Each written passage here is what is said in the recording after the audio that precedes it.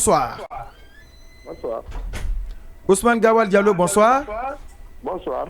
Merci d'avoir accepté notre invitation. Nous venons juste de l'apprendre que les autorités que vous êtes avaient réussi à trouver un accord avec la CEDEAO sur enfin la durée de la transition. Est-ce vrai?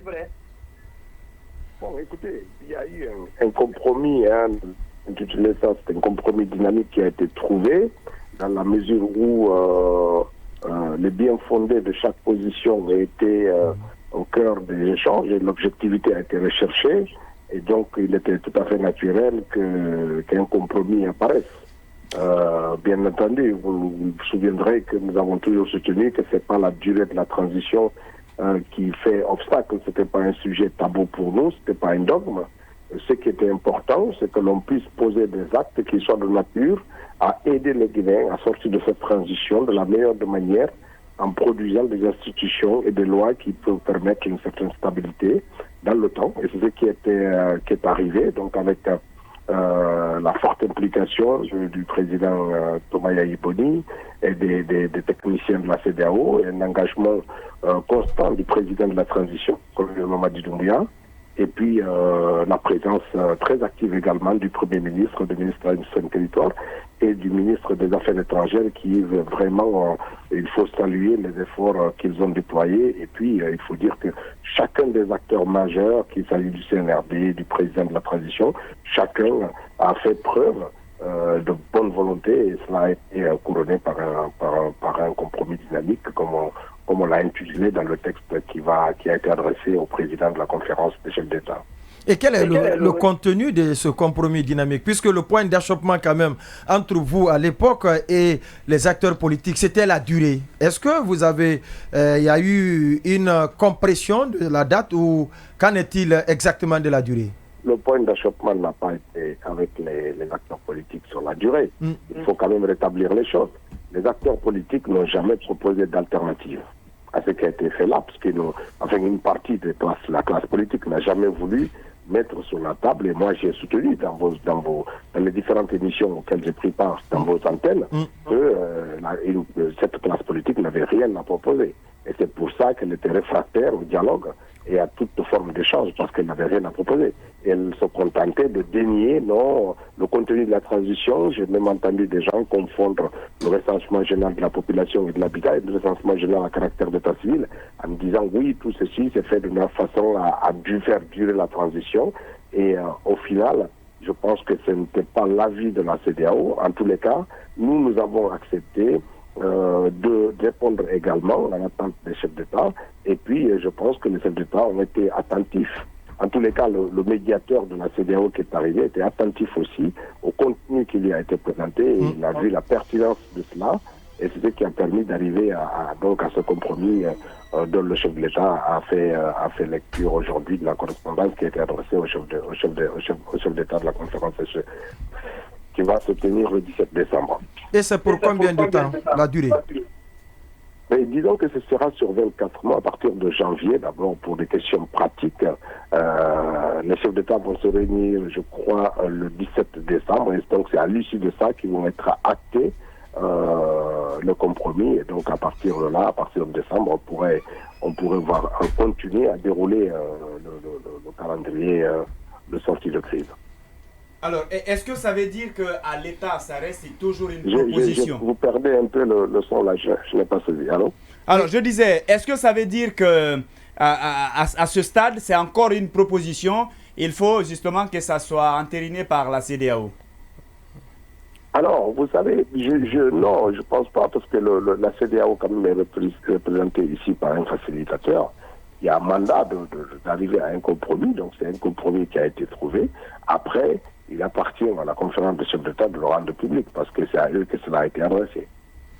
Oui, dans le communiqué, d'ailleurs, vous-même, vous avez parlé de compromis dynamique. Est-ce que c'est parce que la mission technique déployée par la CEDEAO n'a pas certainement le caractère souverain de décider en lieu et place de la conférence des chefs d'État? Et en même temps, dans le dernier paragraphe du communiqué, vous parliez même de cette autre injonction. C'est une injonction qui est cette fois-ci faite, ou dans l'avant-dernier paragraphe qui est faite au médiateur d'aller présenter ce chronogramme à la conférence des chefs d'État. Est-ce que le terme compromis dynamique serait né du manque de consensus autour de ce chronogramme qui a été trouvé? Non, vous savez, quand on va autour de la table, c'est pour chercher un compromis. Ça veut dire que chacun des acteurs ou des protagonistes lâche du lest pour qu'on arrive à un équilibre. C'est cela le dialogue, c'est la résultante de ça, parce qu'à partir du moment où les arguments présentés sont objectifs, il faut aussi dire tout de suite, il n'y a pas d'injonction qui est faite au médiateur. Le médiateur est venu apporter une question des chefs d'État. Nous lui avons adressé par le président de la transition, le chef de l'État, le colonel Mamadi Doumbouya, leur a adressé une réponse. Donc il lui appartient de retourner la réponse à ses mandataires, qui sont la conférence des chefs d'État. Donc, c'est pas une injonction, il va renvoyer la réponse à la question qu'il a soulevée en venant ici. Et il a été quand même salué pendant cette rencontre solennelle de ce matin, son implication, l'implication des techniciens de la CEDEAO. Il était nécessaire que cela. Et je pense que c'est ce type de dialogue que le président de la transition ne cesse de vouloir poser en Guinée, entre les acteurs guinéens, pour que chacun vienne autour de la table apporter les arguments et qu'on fasse aussi la démonstration qu'on est capable en toute objectivité d'arriver à des équilibres. C'est ce qui est nécessaire. De toutes les façons, on ne peut pas aller au dialogue avec l'ambition ou la volonté de dire que c'est ma vérité seule qui doit s'imposer aux autres. Quand on va au dialogue, on doit arriver avec la prédisposition qu'on doit lâcher une partie de sa vérité au profit de l'autre pour arriver à un équilibre. Oui, monsieur le ministre, donc vous aviez parlé du recensement, donc il est maintenu, du coup le contenu n'a pas bougé si nous avons bien compris, et le délai est ramené à 24 mois, et 24 mois, le communiqué ne précise pas non plus à partir de quand. Est-ce que vous pouvez Il y a eu des réajustements qui ont été faits sur la durée de certaines opérations, mais les opérations ont été maintenues telles quelles. Mais après, derrière, j'estime, en tout cas le consensus est apparu que certaines activités peuvent être compressées sur la durée. Après, derrière, on va se mettre avec toutes les meilleures volontés du monde pour que l'on puisse aller très rapidement à la sortie de crise. Donc on va se s'atteler à ça, à travailler à la fois sur la mobilisation financière, sur l'implication de nos partenaires techniques et financiers pour qu'on puisse dérouler tranquillement ce calendrier et qu'on puisse permettre aux Guinéens de retourner à l'ordre constitutionnel à l'issue de cette transition. Et en ce qui concerne le point de départ des 24 mois, ce sera au mois de janvier. De toute façon, ça viendra après la conférence du chef d'État. Donc c'est ça qui est... D'accord, oui. La dernière question. La dernière question, on ne peut-être. peut pas acter le départ avant que les chefs d'État de la CEDEAO ne puissent recevoir la réponse et donc statuer dessus. La dernière question peut-être, c'est de savoir, puisque pour ce séjour aussi, le médiateur, à moins que vous nous appreniez le contraire, n'a pas pu rencontrer les autres parties prenantes. Est-ce que vous pensez que ce délai pourrait être accepté par les autres partis politiques? Là, ça, c'est la première précision que je voudrais avoir. La deuxième, c'est est-ce qu'on ne dépouille pas là le cadre de dialogue de son contenu davantage? Sa question, monsieur le ministre, est-ce que le médiateur a rencontré aussi les autres parties prenantes, c'est-à-dire les acteurs politiques? Si c'est oui, est-ce que ce compromis trouvé ne vide pas maintenant le dialogue politique de son contenu? Ouais. Non, ça ne vide pas le dialogue politique. Ce qui est important, c'est que les Guinéens doivent se parler. Le dialogue politique qui doit être effectué en Guinée, il a plusieurs conséquences. Le premier, c'est d'abord essayer de rapprocher des positions entre les Guinéens qui sont directement impactés par cette décision-là.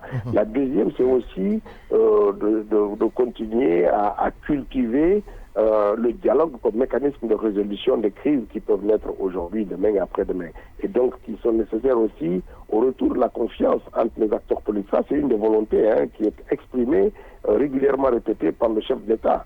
Et donc, nous pensons que le dialogue est toujours nécessaire, quel que soit le sujet, parce que quand on est dans une transition avec la volonté qui est affichée par le CNRD et le gouvernement et le chef de l'État, nécessairement, il y aura des petites discussions qui nécessitent un dialogue, et un dialogue, pour qu'il soit franc et fécond, il faut qu'il soit sur la base de la confiance entre les acteurs qui prennent part. Et donc c'est nécessaire que ce dialogue se déroule. Après, il faut le faire en dehors des passions, il faut le faire en dehors de toute contrainte, que la volonté de rechercher un compromis pour essayer de faire avancer la cause guinéenne.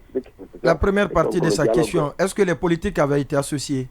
à cette décision? Les politiques, je pense qu'ils ont été aussi demandeurs de rencontrer la CEDEAO. Je pense qu'ils les rencontrent directement ou indirectement. Après, derrière, nous ne sommes pas nécessairement informés de leur rencontre, du contenu des échanges qu'ils ont, mais c'est sûr que la CEDEAO est ouverte à échanger avec tous les acteurs.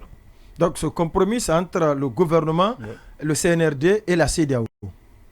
Oui, parce que c'était l'objectif de la médiation aussi. Ousmane Gawa Diallo, ministre porte-parole du gouvernement. Merci d'être passé dans cette émission, surtout en exclusivité, concernant ce compromis trouvé entre les autorités guinéennes et la communauté économique des États de l'Afrique de l'Ouest. Bonne soirée. Merci beaucoup. Allez.